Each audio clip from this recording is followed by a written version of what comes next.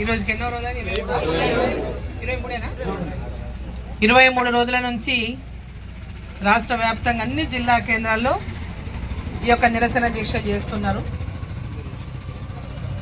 మరి ముఖ్యంగా ఈ యొక్క సమగ్ర శిక్షా ఉద్యోగుల సంఘానికి అందరికీ కూడా భారతీయ జనతా పార్టీ తరఫున మేమందరం కూడా మీకు అండగా ఉంటామని చెప్పి సందర్భంగా నేను తెలియజేస్తా ఉన్నా.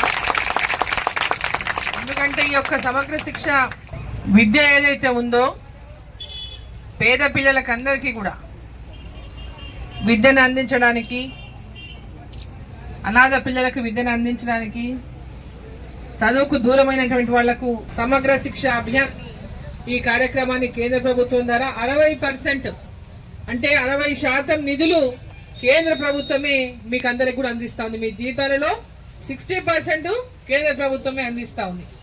ఈరోజు రాష్ట్ర ప్రభుత్వము ఆ 60% కూడా ఇచ్చినవి కూడా చక్కగా చెల్లించకుండా ఈ 40% వాళ్ళు ఇవ్వాల్సిన వాటిని ఇవ్వడం లేదు సరి కదా. 60% కేంద్రం ఇచ్చిన నిధులు కూడా మీకు సరిగ్గా అందించినటువంటి పరిస్థితి ఈరోజు ఈ రాష్ట్రంలో నెలకొన్నది. ఈరోజు ఇక్కడ మీరు ఈ దీక్ష చేస్తున్నారంటే కారణం దానికి నేను కూడా వచ్చిపోయిన లాస్ట్ టైం సంవత్సరం కిందట ఇక్కడ ధర్నా చేసినప్పుడు నేను కూడా ఆ రోజు మీ ధర్నా కార్యక్రమానికి వచ్చిన, మా ప్రభుత్వం వస్తే అక్కడ ఇక్కడ 2 ప్రభుత్వాలు మావే ఉంటాయి, మీకు తప్పకుండా మీ సమస్యని పరిష్కారం చేస్తామని మీకు చెప్పిపోయినాం ఆ రోజు.